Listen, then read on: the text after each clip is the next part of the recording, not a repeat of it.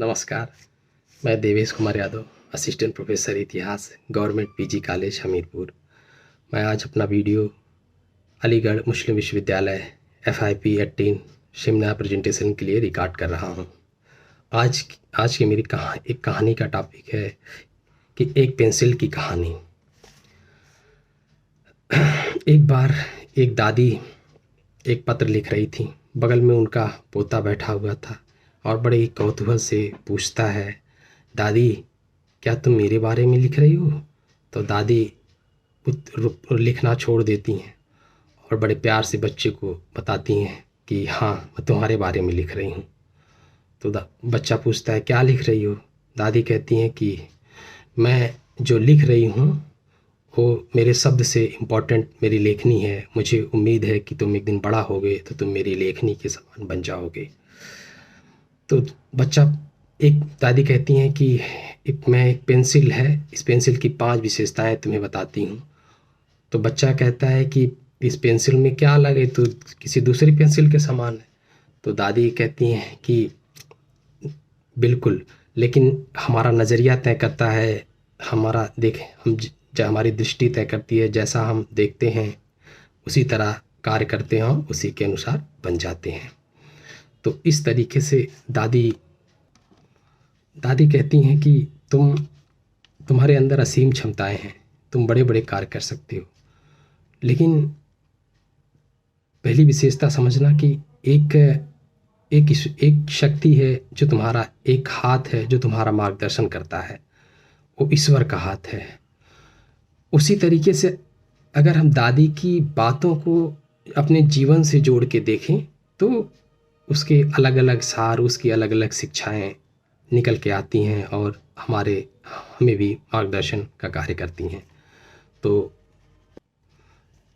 जैसे हमारे जीवन में हमारा परिवार, हमारे माता पिता, जब हम और बड़े होते हैं तो स्कूल जाते हैं तो हमारे दोस्त और हमारे शिक्षक हमें मार्गदर्शन करते हैं। तो हमें नहीं भूलना चाहिए कि हाँ, हमारा मार्गदर्शक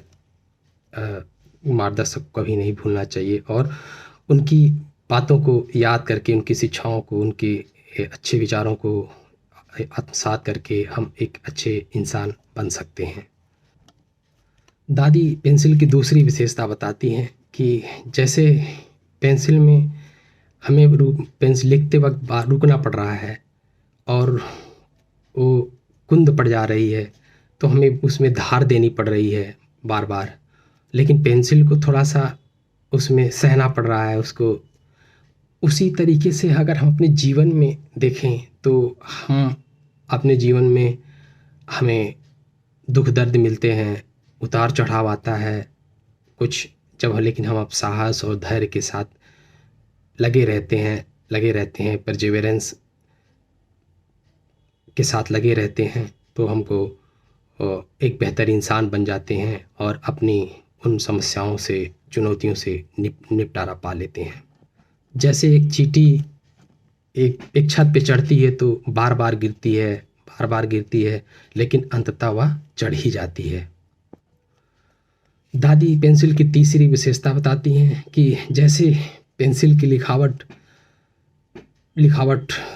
कुछ गलत लिखा जाता है तो हम रबर के माध्यम से उसको मिटा सकते हैं। उसी तरीके से हम अपने जीवन में कुछ गलती करते हैं, कुछ ऐसे जो ना चाहते भी हमसे कुछ गलतियां हो जाती हैं, तो हम चाहें तो उनको गलती को स्वीकार करके, बिना लाग लपेट के, बिना किसी घमंड के उसको स्वीकार कर लें तो अपनी गलतियों को, और व्यक्ति गलतियों का पुलिंदा होता है, उससे इंसान गलतियां होती रहती हैं। तो व्यक्ति गलतियों को उसको स्वीकार करके, उस गलतियों को सुधार करके अपने जीवन में अपने संबंध बेहतर रख सकता है और सफल भी हो सकता है। साथ ही साथ आप सही रास्ते पे चल भी सकते हैं। कहा जाता है कि गलतियां वही करता है जो, इसी पे एक शेर है कि गिरते हैं सह सवार ही मैदान जंग में, ओ तिफ़्ल क्या गिरा जो घुटनों के बल चला। यानी कि जो गलती करेगा जो मैदान पे जो उतरेगा, जो घोड़े पे चढ़ेगा वही गिरेगा। तो उसी तरीके से जो आदमी कार्य करेगा, कुछ अच्छा कार्य करेगा, उससे गलतियाँ भी होंगी, हम उन गलतियों से सीख सकते हैं और अपने जीवन को सफल बना सकते हैं। दादी कहानी पेंसिल का जो चौथी विशेषता है पेंसिल की, बताती हैं कि हमें पेंसिल के बाहरी भाग पे ध्यान नहीं देना चाहिए। भारी भाग उसका महत्वपूर्ण नहीं है, उसका अंदर का ग्रेफाइट वो लिखता है वो महत्वपूर्ण है, वो उसको पेंसिल को महत्व प्रदान करता है। उसी तरीके से अगर हम अपने जीवन की बात करें तो अपने जीवन में हमारे मूल्य, जो हमारा चरित्र है, हमारे अंतर्मन के विचार हैं, ये सब एक व्यक्ति को महत्वपूर्ण बनाते हैं और उसको, लोगों को, चाहे मूल्यों में अगर देखा जाए तो सहिष्णुता, संवेदनशीलता, परोपकार, दया, अहिंसा, कुछ ऐसे मूल्य हैं लोगों को सहयोग करने की भावना, कुछ ऐसे मूल्य हैं जो एक दूसरे को जोड़ती है। और इन मूल्यों को अपनाकर व्यक्ति एक अपने संबंधों को बेहतर कर सकता है और बेहतर तरीके से सामंजस्य बैठा के एक बेहतर समाज का निर्माण भी कर सकता है।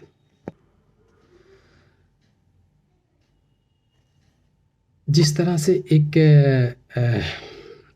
दादी अपनी कहानी का 5वां विशेषता कहानी की बताती हैं कि जैसे एक पेंसिल लिखते वक्त अंतिम में एक निशान छोड़ जाती है, उसी तरह से व्यक्ति का जीवन, व्यक्ति का चरित्र, जो भी आदमी कार्य करता है उसका एक निशान रहता है, उसके लोग याद रखते हैं।